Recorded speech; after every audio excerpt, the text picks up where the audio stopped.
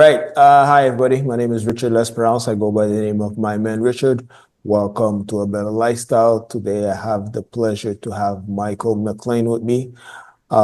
Please, Michael. Michael, first of all, welcome to the podcast. Thank you. I love the name, Better Lifestyle. I love that. Thanks. So, tell everybody who is Michael McLean, and tell us a little bit about your story. When I graduated, Richard, from college, I was on my way to be an NHL hockey coach. My dream was to play in the NHL. I learned quickly that I didn't have the ability to play in the NHL as a player. So I had been working my way for the last 10 years, all through college and high school, to be an NHL coach. And when I left university, I had my first minor pro coaching job. So I was 25 years old and I was well on my way to coaching for a living. 3 years later, I got fired from my first pro job and I returned home to the Ottawa area. And I was visiting with my mom and dad, and I was sitting at the kitchen table, licking my wounds from being fired. And my dad looked at me, and my dad, Richard, had been an entrepreneur since he was 15 years old. He worked until he was 85, and he was in the insurance business. And he looked at me and he said, son, before you go back into the hockey business, he said, I want you to think about lifestyle down the road. And I said, I was 25, 26 at the time. I was single. I didn't have any children. He said, how many cities have you lived in the last 4 or 5 years? I said, four. He said, okay. He said, how many cities and towns have you had to move to? I said, I'm 5 for 5. He said, how many hours do you work a day in the hockey business? And I said, I work 14 to 20 hours per day, 7 days a week. He said, do you want to be married? And do you want to have children? And I said, of course, Dad, that's the ultimate goal. He said, how can you do any of that if you're in the hockey business? He said, you just got fired. You had to sell your house. You had to move back home. And now you're going to try and start it over again. He says, if you try to do this with a family, he said, you're going to live in 15 cities, in 15 houses, and your kids are going to go to 15 different schools. Is that what you want? And I said, no, that's not what I want. He said, the one thing about entrepreneurship, he said, running your own business, he says, you got to work hard, but at least you're in control.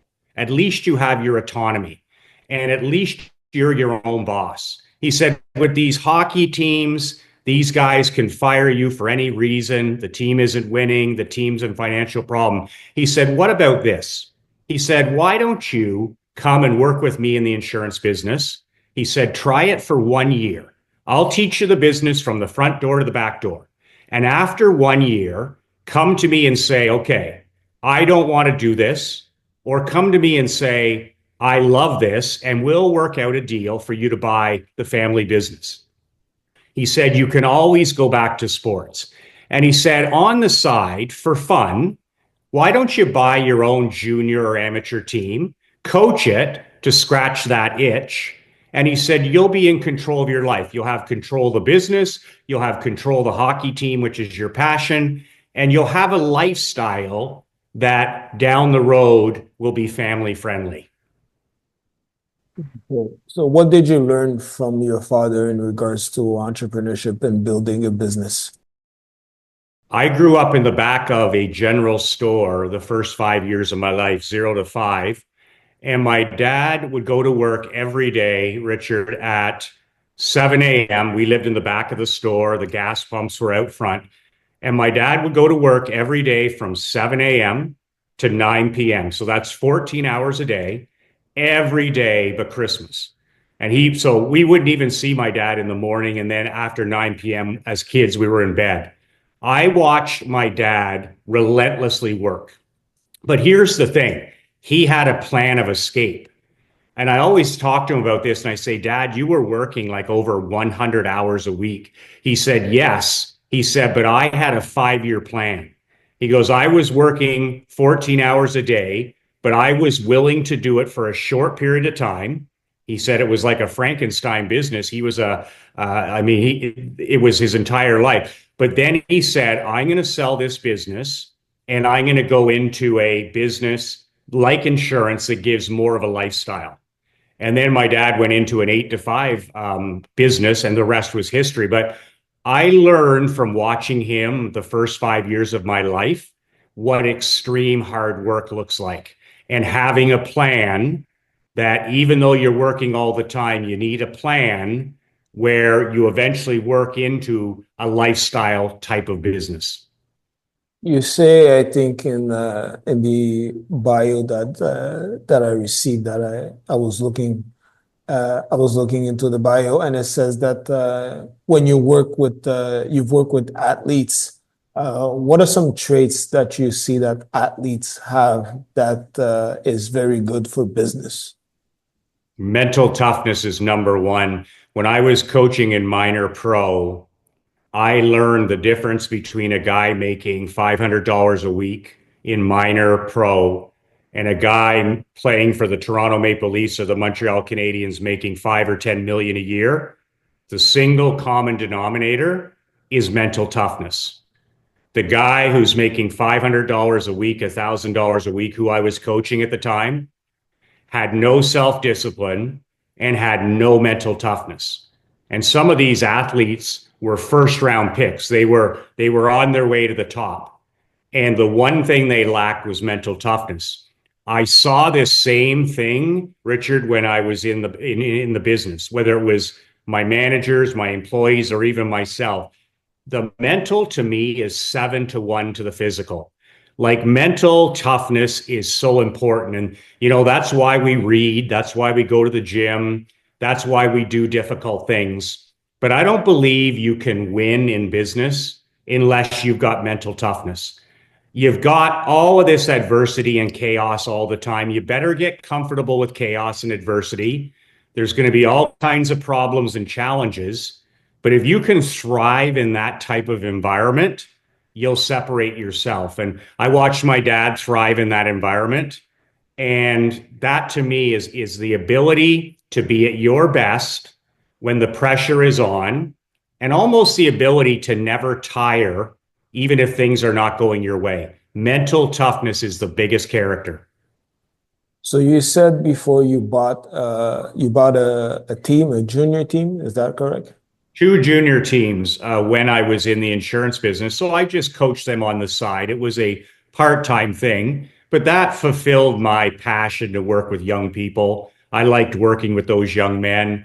Those were student athletes. They're trying to go to university in Canada or university in the States on scholarship. So I got to work with these young men. They're age 17 to 21, but I really enjoyed working with the student athlete, where education is number one and the sport is number two. And what I learned coaching in minor pro is these guys didn't have a plan B.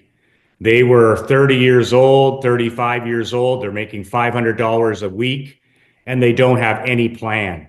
So this was the message I could share with my young players. No matter what, you got to have an education or you got to have an entrepreneurial plan. And it's interesting because I coached for 6 straight years my own team. And people would think I talked to my players about hockey all the time, when in fact, I talked about 75% of the time about life and about entrepreneurship. And I had so many players and parents come to me after they had played for me for 3 or 4 years, and they would say, I'm an accountant and I run my own firm because of you, or I run my own construction company because of you. And it's just igniting that fire in a person that wants to build their own business. But I really enjoyed working with young people and talking about entrepreneurship and talking about life skills. And how's the business model for that? Is it profitable like when you buy these junior team? I put all my, we were I always called us the Montreal Canadiens or the New York Yankees. You can make a living, like coaches at that level, they're making $30,000, $40,000. But my main focus was the insurance business. And I was able to do this on the side. For me, it was a nonprofit. Every penny I made, I put back into the local team.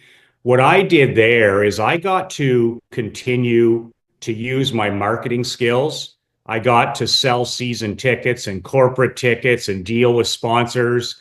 And I love that challenge of filling the arena every few nights. Also recruiting. It really helped me with my sales skills because every year I had to recruit 23 players. I had to convince these athletes to come and play for us, and they had multiple other options. So it really honed my skills for entrepreneurship. And how did your skills grow? How did your skills grow as a leader, in leadership? Well, leadership has always been my obsession. I've been a Tony Robbins guy for a long time. And when I decided I was going to coach hockey for a living, everything I did was about leadership. Every seminar, every book. I've read all the great leader books. It doesn't matter if they're military leaders or football coaches or school teachers. Leadership was a big thing for me. The big piece of advice that my dad gave me when I got into the insurance business, he said, don't change your approach from sports into business. He said, I think if you lead the same way in business as you did in hockey, he said, I think you're going to thrive. And we went from 4 employees to 23 people over 10 years. So I was in the leadership business. I mean, coaching hockey was no different than getting my people in the office to perform at their best. I also invested a lot in leadership. Like I was constantly investing in my people in business, getting them to read the books, sending them to the seminars, doing anything I could to help them with personal growth. And I think that was one of the reasons we were able to retain so many of our employees through the years, is we were all in on helping them be high performance people as well. Is there a time in the business that you bought from your father? Is there a time that there was how can I say that? There was a downfall, like a scared, like if the business was going to survive, or a bad time throughout the process? The very first 90 days in, my dad said, okay, you have to pay me X number, $30,000 a month was the number. I had never even made $30,000 a year. So my dad says, if you're going to buy this business, it was a large insurance company. He says, you need to pay me $30,000 a month for the next 10 years. And I was like, okay, how am I going to do that? And he said, this business will support it if you manage things properly. So the third month into this 10-year contract, my bookkeeper came down and she said, Michael, she said, we're not going to be able to pay your dad this month. And if I can't pay my dad, the whole deal's off. I embarrass myself, and I'm going to lose the business. That's when I started taking marketing and sales more seriously. I said, how short are we? And she said, $11,000. We need to make $11,000 in the next 10 days. And that's where I started building an email list. That's where I started getting into more sales and marketing. And that scared me to death that third month. And I said to myself, there's no way I want to live like this where it's really close. And I got into marketing so much. I did television, I did radio, I did flyers, postcards. Email was our big thing. And I actually was able to cut that contract from 10 to 7 years by the fact that we became a marketing business. Those first 3 months, I was in the insurance business. The rest of the 17 years, I decided I was in the marketing business. And that literally saved my bacon. Did you make any mistakes along the way? Lots of mistakes. One of the things that I learned is in a business like this, when you're paying it off over 10 years, my dad gave me the advice, live humble. He said, there's going to be people, employees that make a lot more money than you. They're going to make more money than you. He said, you pay yourself and live as humble as you can. So there was no houses, there were no fancy cars, there were no parties, none of that stuff. I lived in an apartment and I had a vehicle and that's it. And I worked all the time. My dad said, once you paid this off, because debt is evil, he said, once you've paid this off over 10 years, you can do whatever the hell you want. But until then, live humble. And I remember a couple of times I was like, I deserve to make more or I deserve to drive a nice car. And those words from my dad just kept ringing in my ears, live humble and pay it off. Because if I'm not able to pay off this monthly debt, then I'm never going to have peace of mind. The other thing I learned is the power of people. Like when I started working for my dad, there was 3 people working there and they weren't high performance people. They didn't care about the business. They didn't care about their job. And I stopped and I said, listen, I'm not going to be able to grow this business, no different than win hockey games, if I don't have outstanding people. So I learned to recruit great people from other businesses. And I built my staff from 4 people to 23 over the years. If I walked into a Tim Hortons or I walked into a restaurant or I had a guy who was, building something and I met a great person, I was always recruiting. And I would give them, Richard, my business card and I would say, if you're ever looking for a change of career, give me a call. So I stopped bringing people in from the insurance business because they had bad habits from working at all these other offices. And I started recruiting outside of the industry. If I had somebody that gave me great service, I would recruit them and say, listen, if you ever want to change, let me know. And these people would call me, within a month, within 6 months, within a year, and I would teach them the insurance business. So I learned to recruit and hire for attitude and mindset. If they didn't have the right attitude and mindset, it didn't matter. But when they had the right attitude and mindset, I could teach them the insurance business. The power of people. It was no different than the hockey business. You can't win without great people. What are some big lessons that you learned in life and in entrepreneurship? Vitamin N is the biggest thing as a husband and father. It's okay when I was younger and I could work 16 hours a day. So I have a rule in my personal life called Vitamin N, and it's about lifestyle. So vitamin N means no. The word no is the most powerful word in the dictionary. When I was younger, everything was yes. You want to come on this podcast? Yes. You want to go golfing? Yes. You want to go to the game? Yes. You want to go out with the boys? Yes. Everything was yes. When I became married and had a family, I had to smarten up and I had to start saying no to almost everything that didn't matter. And I remember reading a book about the great investor, Warren Buffett. And Warren Buffett said the secret to his success was saying no to almost everything. And when I started applying this vitamin N concept, Warren Buffett said, if you say yes to something, it means you got to say no to something you're doing. So I started thinking like this. If I say yes to this, I got to say no to something else in my life. So what am I going to say no to? Am I not going to drive my daughter to school? Am I not going to coach her in T-ball? Am I not going to go out to dinner with my wife? So when I had this mindset shift of vitamin N, it changed everything. All of a sudden, I wasn't working 100 hours a week. I was working, 40 hours a week. My marriage improved. My relationship with my child improved. But just that discipline of saying no to things that don't matter. And my dad always said, Richard, he said, listen, when people ask you to do stuff, you can't be a people pleaser. You got to think about the people in your life that matter the most.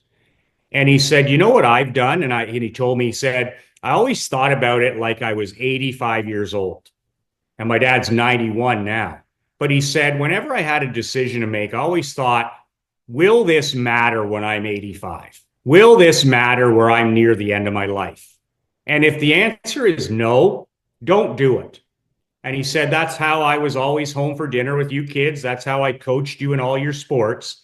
Vitamin and that discipline of saying no to stuff that really isn't important. How's the quality of life now at this time? My quality of life is very good right now. And one of the things that I committed to in the last year was making my health my number one wealth.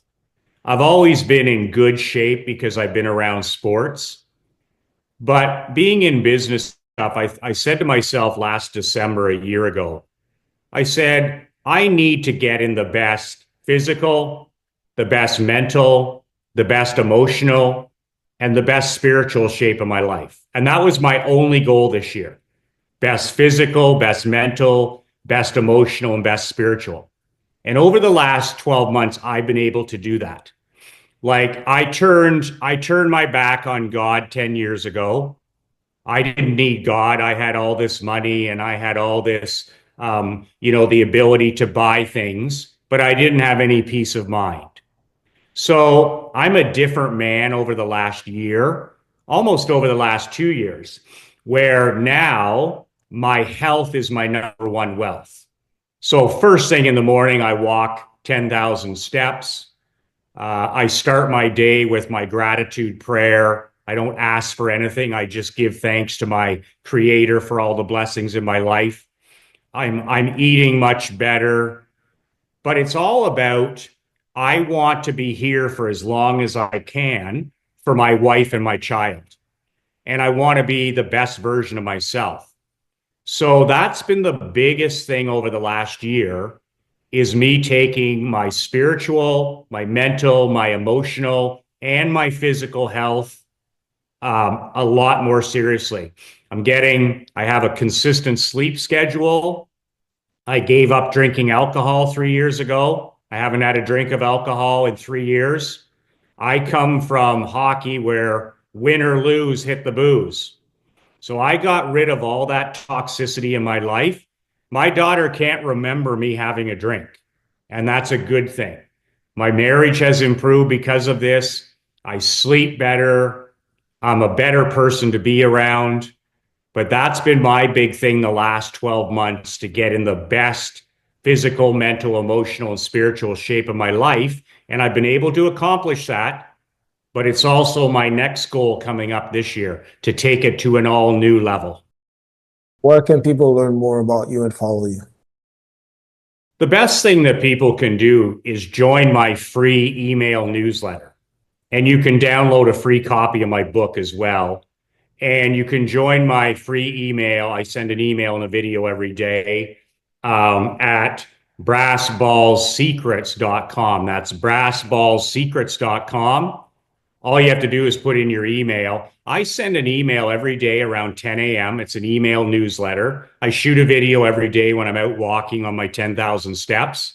And you can download a free copy of my book. So that's the way to learn more. You can also learn how I use email to build my companies because I've been doing that for a long, long time. So brassballsecrets.com, you'll receive my newsletter every day for free with a video at 10 a.m. each day.